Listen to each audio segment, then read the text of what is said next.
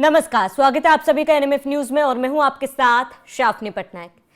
ममता बनर्जी को जिसका डर था वही हुआ, जो ममता बनर्जी नहीं चाहती थी वही हुआ है। एसआईआर का विरोध ममता बनर्जी इसीलिए कर रही थी कि ममता बनर्जी के जितने लाखों फर्जी वोटर्स हैं, कहीं उन वोटर्स लिस्ट का खुलासा ना हो जाए। तमाम जो फर्जी वोटर्स हैं उन तमाम चीजों का जिक्र अब हो रहा है, क्योंकि जैसे ही जैसे एसआईआर हो रहा है वैसे ही वैसे एक एक करके कई बड़े खुलासे हो रहे हैं। हाल ही के दिनों में एक बड़ा खुलासा हुआ है कि करीब 54.6 लाख वोटर्स ऐसे हैं जो डुप्लीकेट है या फिर जिनकी मृत्यु हो चुकी है या फिर जो है ही नहीं। अब इसको लेकर बड़ी कार्रवाई की जाएगी आने वाले समय में, ड्राफ्ट्स भी तैयार किए जाएंगे और जो फेक वोटर्स है उनकी सुनवाई भी होगी और उन्हें ये प्रूव करना होगा कि आखिर उनकी ये एंट्री हुई कैसे। क्या अपडेट है और इसके साथ ही क्या कार्रवाई की जाएगी आने वाले समय में, ग्राफिक्स के जरिए आपको दिखाते हैं, उसके बाद इस पर चर्चा करेंगे।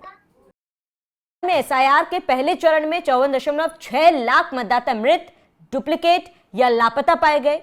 16 दिसंबर को ड्राफ्ट रोल से सबका नाम हटाया जाएगा। अब 28 से 30 लाख अन्य मतदाताओं को अपनी एंट्री को सही ठहराना होगा।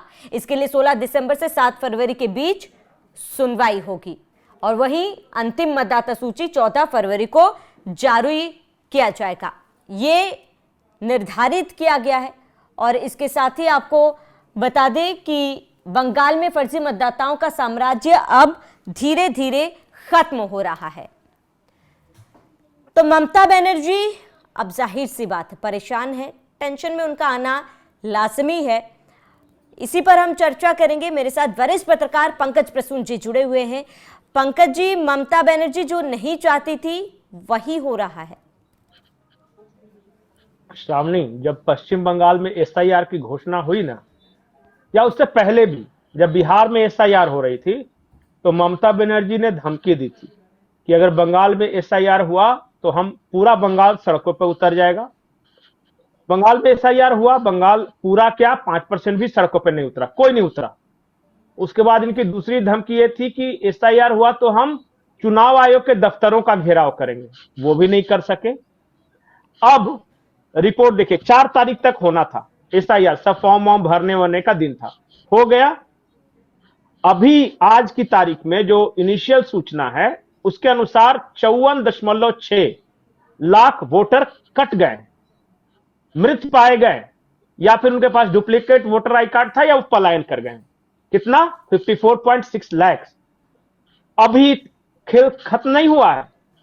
इसके अलावा 28 से 30 लाख ऐसे वोटर हैं जो 16 दिसंबर से 7 फरवरी के बीच उन्होंने ऑलरेडी फॉर्म भर रखा है, लेकिन उन पे जांच बैठ गई है कि आपने सही भरा है या नहीं है। उनको जस्टिफिकेशन देना होगा, कागजात पेश करने होंगे कि हम सही हैं। तो मान के चलिए कि 28 से 30 लाख जिस पे शक है कि जिन्होंने फर्जी भरा है, उनमें भी कुछ तो की छटनी होगी। अगर हम 28 से 30 लाख में भी 15-20 लाख की भी छटनी मान लेते हैं तो पश्चिम बंगाल में 70 लाख वोटर कट जाएंगे। ठीक है। अब पिछले विधानसभा चुनाव में जब बम्पर जीत हुई थी ममता बनर्जी की, तो बीजेपी और टीएमसी के बीच वोटों का जो अंतर था वो 52 लाख था, 52 लाख। अंतर कितना था? 52 लाख। अभी कटेंगे कितने? और अभी तो और कटेंगे, अभी तो वेरिफिकेशन में 28-30 लाख वोटर का वेरीफाई होना है कि वो सही भरा है कि नहीं, एंट्री सही है कि नहीं, उनमें कट जाएंगे। मान लिया कि मिनिमम आधा, मैं मान के चलता हूं कि 30 में से आधा भी कट जाए, क्योंकि जिन पे शक है उन्हीं पे वेरिफिकेशन होगा। तो 70 लाख अगर कट गए और पिछले विधानसभा चुनाव में 52 लाख का फासला था, तो आप समझ जाइए क्या होगा। अब आगे की कहानी सुनिए। इसे ये जब पूरा वेरिफिकेशन हो जाएगा 28-30 लाख का, तो 14 फरवरी को फाइनल रोल तैयार किया जाएगा, वैलेंटाइंस डे के दिन। वैलेंटाइंस डे में इसलिए बोलता हूं ताकि 14 फरवरी याद रहे, उस दिन फाइनल इलेक्टोरल रोल तैयार होगा। और ghost voter, vampire voter, vampire मैं उनको बोलता हूं जो दूसरे का खून चूसते हैं, वो बांग्लादेशी, तो भूत और वैम्पायर दोनों हट जाएंगे। वोटर लिस्ट से। 14 फरवरी का दिन फाइनल जब इलेक्टोरल रोल्स पब्लिश हो जाएगा तो उम्मीद है कि 2-4 दिन के बाद 20 फरवरी के आसपास बंगाल में चुनाव की घोषणा हो जाएगी। और 20 फरवरी को चुनाव की घोषणा हो सकता है 20 के जगह पे 21-22 हो जाए या एक आध दिन पहले हो जाए। और मार्च और अप्रैल में होली के जस्ट बाद बंगाल में विधानसभा के चुनाव होंगे। तो कुछ नहीं हुआ। मैं इसलिए कहता हूं कि इनकी धमकियों से डरने की जरूरत नहीं है। कभी ये धमकी देंगे बाबरी बना देंगे, कभी कहेंगे सड़कों पे उतरेगा, कभी कहेंगे दंगे हो जाएंगे, कुछ नहीं होने वाला। भारत सरकार में अगर इच्छा शक्ति है तो एक और मसला है बंगाल का, वो भी सॉल्व होने वाला है। 2200 किलोमीटर फेंसिंग है टोटल, मतलब बॉर्डर है पश्चिम बंगाल और बांग्लादेश का 2200 किलोमीटर का। इसमें सिर्फ 600 किलोमीटर ऐसा रह गया जिसमें फेंसिंग नहीं हुई है। और फेंसिंग इसलिए नहीं हुई है कि लैंड जो है वो राज्य सरकार का मामला है, तो ममता सरकार लैंड ही नहीं दे रही है बीएसएफ को बाड़ लगाने के लिए। तो उस वजह से ये मामला कोर्ट वगैरह में चल रहा है, कोर्ट ने फटकार भी लाई है। फिर से मैं बोल रहा हूं, जो इच्छा शक्ति है तो वो फेंसिंग भी होगी। और जब पूरी तरह पूरा फेंसिंग हो जाएगा कंप्लीट, तब वो आने कम हो जाएंगे। और जब कम हो जाएंगे आने, तो फिर इधर से सिलेक्ट करके हम वहां भेजेंगे। इसको कहते हैं आर्मी की भाषा में सैनिटाइजेशन। सैनिटाइज किया जाएगा पहले, और तब बंगाल अमर सोनार बंगला होगा। फिर से वही पुराना वैभव जो विवेकानंद का बंगाल है, रविन्द्रनाथ टैगोर का बंगाल है, वो बंगाल बनाने के लिए। नहीं तो अभी तो क्या है पता है कि एक रोड बनाता है और उसमें भर जाते हैं आके, एक ट्रैक बिछाने की दोनों तरफ झोपड़ियां भर गई। सबसे बड़ी चिंता का विषय है कि वहां की मुखिया इस पर कोई कार्रवाई करती नहीं। वो चाहती है कि भाई आए और उनका राज बना रहे। लेकिन पंकज जी, जो 28 से 30 लाख वोटर्स है जिनकी स्क्रूटिनी होनी है, जिनकी सुनवाई होनी है, आपसे ये समझना चाहूंगी कि कौन से बेसिस पे ये जो उनके नाम पर आपने कहा कि शक है इन लोगों पर, तो कौन कौन से बेसिस पे शक है? वो जो फॉर्म भर रहे हैं उनने क्या ऐसी गड़बड़ी की होगी जिसके आधार पर उन पर शक है और उनकी स्क्रूटिनी की जाएगी? नहीं, बहुत अच्छा सवाल। इसमें क्या है कि एक 2208 ऐसे बूथ हैं जहां पे 100% वोटर की एंट्री हुई है। मतलब कि 2003 के बाद ना कोई माइग्रेट किया है ना कोई डेथ किया है। तो 2208 बूथ में, एक बूथ में मोटा मोटी 1200-1500 वोटर मान लीजिए।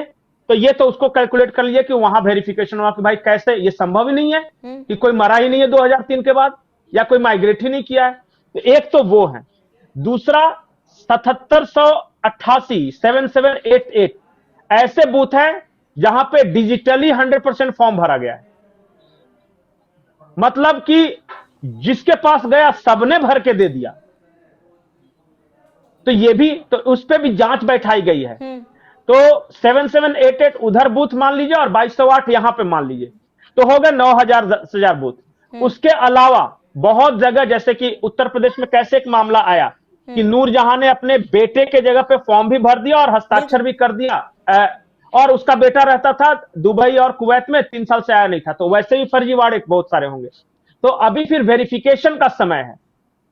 आज के बाद से, मतलब 4 दिसंबर के बाद से, आज 7 दिसंबर है, 4 दिसंबर में वो खत्म हो गया फॉर्म भरना वगैरह। अब होगी जांच, और जांच में 7 पहला ड्राफ्ट तैयार होगा पहले, और पहला ड्राफ्ट भेजा जाएगा कि आप एक बार चेक कर लो कि आपके यहां कोई छूट तो नहीं गया, सब कुछ हो जाएगा। फिर भी इंतजार करेगा चुनाव आयोग 10 दिन तक कि अगर आपने गड़बड़ी किया है तो नाम वापस लो, जांच बैठाइए, तो उसका सब चेक करेगा। जाके फिजिकली वेरीफाई करना है, घर में जाके चेक करना है वहां पे बीएलओ को कि ये सही में है कि नहीं यहाँ पे। और जब ये सारा हो गया तब 14 फरवरी को फाइनल इलेक्टोरल रोल्स आएगा। फर्स्ट ड्राफ्ट, सेकंड ड्राफ्ट, तब फाइनल इलेक्टोरल रोल्स आएगा 14 फरवरी को, वैलेंटाइंस डे के दिन। और उस दिन कोई वैलेंटाइन मनाएगा, कोई माथा पीट के रोएगा। बिल्कुल पंकज जी, हैरानी की बात है, 54.6 लाख अभी पहले फेज में, आपने फेज में डिवाइड कर दिया और पहले फेज में इतने लाख लोगों का फर्जीवाड़ा सामने आया है। और अब ये सोचना मुश्किल है कि आने वाले समय में ये आंकड़ा कितना बढ़ सकता है और ममता बनर्जी की टेंशन कितनी बढ़ सकती है। श्रावणी, हमने शुरू से ही ये शक जताया था कि 1 करोड़ के आसपास फर्जी इसमें निकलेंगे। फर्जी मतलब कि जिनका नाम कट सकता है, देखिए अभी चुनाव आयोग भी वेरीफाई कर रहा है 54.6, और वो जो 28 से 30 लाख जिनका वेरिफिकेशन होना है, मतलब 70 लाख तो आ गया। उसमें से 1 आध लाख भागे होंगे जो बॉर्डर पे बैठे हुए हैं, और कुछ ऐसे होंगे जो कि बंगाल से माइग्रेट करके गए होंगे दूसरे शहरों में, 10-20 लाख वो भी होंगे। तो 1 करोड़ कैलकुलेशन हमारा सही था ना जब शुरू में बता रहे थे। तो एनएमएफ ने सबसे पहले बताया था कि 1 करोड़ के आसपास वहां इस तरह के फर्जी वोटर है, घोस्ट वोटर है, पलायन हो गया है, ये सब। और आज हूबहू वही आंकड़ा आ रहा है जोड़ने पर। बिल्कुल पंकज जी, और यही आंकड़े बता रहे हैं कि ममता बनर्जी क्यों नहीं चाहती थी कि पश्चिम बंगाल में एसआईआर हो। खैर, ममता बनर्जी के चाहने नहीं चाहने से कुछ भी नहीं होता। एसआईआर हो चुका है, पहला फेज के आंकड़े हम सामने देख रहे हैं। अब लगातार ये एक एक स्क्रूटिनी से गुजरेगी, और ये आंकड़ा कितना बढ़ सकता है ये हम अंदाजा अनुमान हमने पहले ही लगा दिया है। फिलहाल ये देखना होगा कि ममता बनर्जी अब आगे क्या करती है। पहले भी ये लोग को एक मुद्दा बनाया था, लोगों को भ्रामक खबरों से कहीं ना कहीं बरगलाने की कोशिश ममता बनर्जी ने की थी, लेकिन अब ममता बनर्जी क्या करेगी ये बहुत बड़ा सवाल है। पंकज जी जुड़ने के लिए बहुत बहुत शुक्रिया। आप सभी दर्शकों का पूरे मामले पर क्या कहना है हमें कमेंट कर जरूर बताएं। साथ ही बने रहिए एनएमएफ न्यूज के साथ।